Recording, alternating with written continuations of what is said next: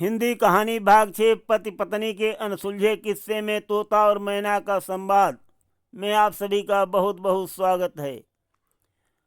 पति तोता से बेवफा पत्नी की कहानी को सुनकर मैना के होश उड़ गए।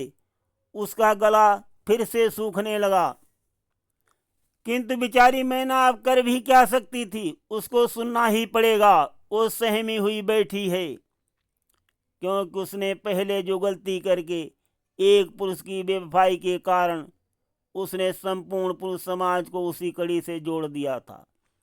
परंतु अब तोता जो है वो मैना पर जवाबी हमले कर रहा है और पत्नी की बेवफाई बता रहा है। तोता कह रहा है कि देखो मैना, पत्नी की बेवफाई।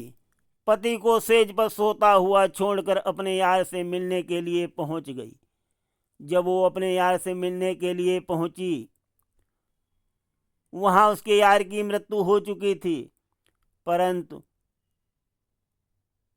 उस पत्नी माधवी के सिर पर काम का भूत सवार था और वो जाते ही उसके होठों को चूमने लगी। जवाब में उसको कोई उत्तर नहीं मिला, परंतु वो इतनी बौखलाई हुई थी, अपने यार के होठों को चूमते जा रही थी। और ये उसकी हरकतें उसके पीछे गहने लदे हुए देखकर एक चोर लग गया था और एक दीवार के पास खड़े होकर उसकी सारी हरकतें देख रहा था। माधवी जो है अपने प्रेमी को सोया हुआ जानकर उसको जगा रही थी और चूम रही थी। युवक के शरीर में अगर प्राण होते तो अपनी प्रेमिका के चुम्बन का उत्तर देता, परंतु उसकी तो मृत्यु हो चुकी थी। और माधवी की ये हरकत उस मकान के आंगन में एक बहुत पुराना वृक्ष खड़ा था, उस पर एक पिशाच बैठा हुआ देख रहा था। जब उसने बेहद कामासक्त स्त्री को देखा तो सोचने लगा कि इस स्त्री की काम वासना मुझे शांत करना चाहिए, और निर्णय कर लिया। उस मृत युवक के शरीर में उतर आया और उसके चुम्बनों और आलिंगन का जवाब वो पिशाच देने लगा। पिशाच ने उसकी काम वासना को अच्छी तरीके से शांत कर दिया और उसके बाद सोचने लगा, ये निर्लज्ज नारी अपने पति को धोखा दे रही है, तो इसको मुझे सबक सिखाना चाहिए। यही सोचकर उसने माधवी की नाक काट लिया और जैसे ही माधवी की नाक काटा, माधवी दर्द से व्याकुल होकर के भागी जहां उसकी सखी खड़ी थी। उसके खून बहता देख करके सखी बोली, क्या हो गया? जब हालत निहारी तो सखी अवाक रह गई। सोचने लगी कि अब क्या किया जा सकता है। चीखने और चिल्लाने में तो बदनामी का डर है और स्थिति को संभालने में ही अक्लमंदी है। अतः वो जल्दी से लेकर के उसको उसके मकान पर पहुंच गई। रास्ते में उसने अपनी सखी को सिखाया पढ़ाया कि परिस्थिति को कैसे संभालना होगा। उसने उसे बताया, उस युवक ने जो तेरे साथ किया है उससे तो बाद में निपट लेंगे, पहले अपनी बदनामी से बचना ही सबसे बड़ा काम है। तुम घर पर पहुंचते ही सीधे चौबारे पर अपने पति के पास पहुंच जाना और जाते ही जोर जोर से चीखने और चिल्लाने लगना। माता पिता को बताना कि तेरे पति ने ही तेरी नाक काटी है। इस प्रकार तू हर तरह की बदनामी से बच जाएगी। चोर उस समय भी पीछे पीछे आ रहा था और दोनों की बातें सुन रहा था। सखी ने जैसा सिखाया पढ़ाया था, ठीक उसी तरह माधवी ने सोते हुए पति के पास पहुंचकर चिल्लाकर शोर मचाना शुरू कर दिया। उसकी चीख पुकार सुनकर उसका पति हड़बड़ाकर उठा। माँ बाप भी भागे हुए ऊपर आ गए।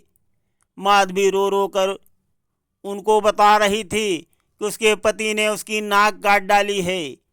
मकान के एक हिस्से में छिपे हुए पीछे पीछे आए चोर ने भी माधवी को अपने पति पर झूठा आरोप लगाते हुए सुना तो उसके होश उड़ गए। इससे बड़ा त्रियाचरित्र क्या हो सकता है। सच कहा गया है, त्रियाचरित्रम दैवो न जाना। और अब चोर जो है उसका अंत देखना चाहता है कि इस कहानी का अंत क्या होगा। देखते ही देखते पूरी बस्ती जमा हो गई। नगर कोतवाल को खबर की गई और पत्नी की नाक काटने के अभियोग में रानू को गिरफ्तार कर लिया गया। सिपाही उसे राज दरबार में पेश करने ले गए और पत्नी की नाक काटने का अभियोग लगाकर रानू को राजा साहब के सामने पेश किया गया। राजा साहब ने पहले उसकी पत्नी की बात सुनी तो पत्नी ने कहा कि लगता है महाराज, मेरे पति की परदेश में कहीं दूसरी शादी हो गई है, दूसरा विवाह हो गया है और इसी कारण मेरे पति ने मेरी ये हालत कर दी है। रानू ने बहुत ही सफाई दी, परंतु उस बेचारे की किसी ने कुछ भी नहीं सुनी और राजा साहब ने उसको फांसी का हुक्म जारी कर दिया। जब राजा ने रानू को फांसी की सजा सुना दी, दरबार के कोने में खड़ा हुआ वो चोर भी राज दरबार की ये सारी कार्रवाई देख रहा था और सुन भी रहा था। अब तक उसने बहुत सहन किया था, परंतु राजा द्वारा एक बेगुनाह को फांसी की सजा देते देखकर वो खुद पर काबू न रख सका और बोला, दुहाई है राजन, एक बेगुनाह को कारण फांसी पर चढ़ाया जा रहा है। मैं ये अन्याय रोकना चाहता हूँ। उसकी बात को सुनकर राजा चौंक गए। दरबारीगण सहम गए और बोले कि कैसे तुम इसको बेगुनाह बता रहे हो। राजा ने चोर से पूछा। चोर ने कहा, जीवन दान पाऊं महाराज तो मैं कुछ अर्ज करूं। तो राजा बोले, ठीक है। चोर बोला, मैं एक चोर हूं। मैं रात में चोरी के इरादे से निकला था और जो कुछ अधर्म होते हुए मैंने देखा है उसके कारण मैं चोरी करना भी भूल गया हूं। राजा बोले, क्या देखा तुमने, साफ साफ बताओ। राजा ने हुक्म जारी किया। चोर बोला, मैं सिर्फ बताऊंगा ही नहीं, मैं रानू की बेगुनाही का सबूत भी पेश करूंगा महाराज। जैसा कि मैं कह चुका हूं राजन, मैं चोरी करने के इरादे से ही अपने घर से निकला था। मैंने रास्ते में एक सुंदर युवती को आभूषणों से सजी धजी अपनी सखी के साथ जाते हुए देखा। उसके गहने झटकने का लोभ मेरे दिल में आ गया और मैं उसके पीछे पीछे लग गया। वो युवती एक मकान पर पहुंची। वहां एक युवक सो रहा था। जब युवती उसके निकट पहुंची तो उसने युवक के करीब पहुंचते ही उसे लिपटकर उसके होंठ चूमे, लेकिन ऐसा लगता था वो युवक मृत पड़ा था। और ये बात सच भी है, क्योंकि मैंने उसी क्षण पेड़ से एक पिशाच को उतरते और उसके मृत शरीर में समाते हुए देखा है। पिशाच ने युवती के साथ शारीरिक सुख भोगा और फिर युवती की नाक काट डाली। युवती चीखती हुई अपनी प्रिय सखी के पास दौड़ी दौड़ी आई, जो कि मकान के बाहर खड़ी उसकी प्रतीक्षा कर रही थी। पिशाच ने मृत शरीर को छोड़कर पुनः पेड़ पर चढ़ गया। युवती की नाक मृत युवक के दांतों में अब भी फंसी होगी और वो स्त्री है, ये नगर सेठ की पुत्री, इशारा करते हुए बताया।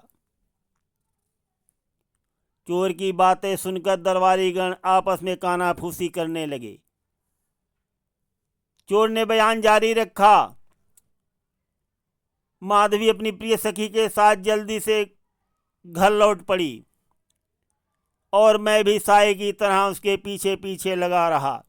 वो अपने घर पहुंची और सोते हुए अपने पति के निकट पहुंचकर त्रियाचरित करके शोरगुल मचाना शुरू कर दिया कि मेरे पति ने मेरी नाक काट ली है, वो मेरी जान लेना चाहता है।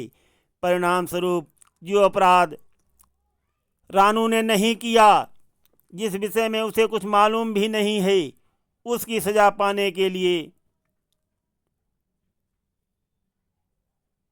इसे आपके दरबार में लाकर पेश किया गया है।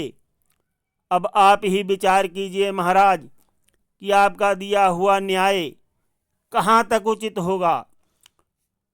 चोर ने राजा के द्वारा किए गए न्याय पर जब प्रश्न चिन्ह लगा दिया, अतः राजा ने तुरंत सिपाहियों को चोर के बताए हुए स्थान पर जाने का हुक्म दिया। सिपाही घटनास्थल पर पहुंचे और युवक की लाश बरामद करके उठा लाए। उसके दांतों में अभी भी माधवी की कटी हुई नाक मौजूद थी। राजा ने राजवैद्य को बुलवाकर युवक के मृत शरीर का परीक्षण करवाया, तो राजवैद्य ने परीक्षण कर बताया कि इस युवक की मृत्यु सर्पदंश के कारण हुई है। अब राजा के सामने सारी बात साफ हो गई। सच्चाई सामने आने के बाद रानू को अभियोग से मुक्त करते हुए भारी पुरस्कार दिया राजा ने। चोर को भी उचित पुरस्कार देकर विदा किया और तभी राजा ने उससे भविष्य में चोरी न करने का वचन भी लिया। माधवी पर अभियोग सिद्ध हो चुके थे, अतः उसका सिर मुड़वाकर राज से निकल जाने के लिए राजा साहब ने आदेश जारी कर दिया। तोता मैना से बोला, क्यों मैना, क्या एक स्त्री की बेवफाई से सारी स्त्री जात बदनाम हो सकती है?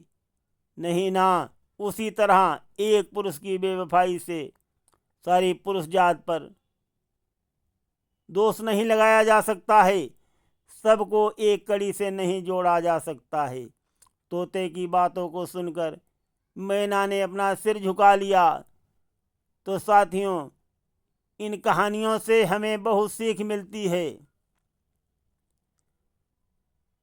चोर की चोरी जब खुल जाती है तब उसे तो सजा मिलती है, परंतु उससे दूसरों को भी नसीहत मिलती है। सुनते रहिए हिंदी कथाएं, अत्यंत रोचक और कल्याणकारी। आगे भाग 7 में सुनाएंगे पति पत्नी के अनसुलझे रिश्ते। अब हम भाग 6 को यहीं पर विश्राम देते हैं। धन्यवाद।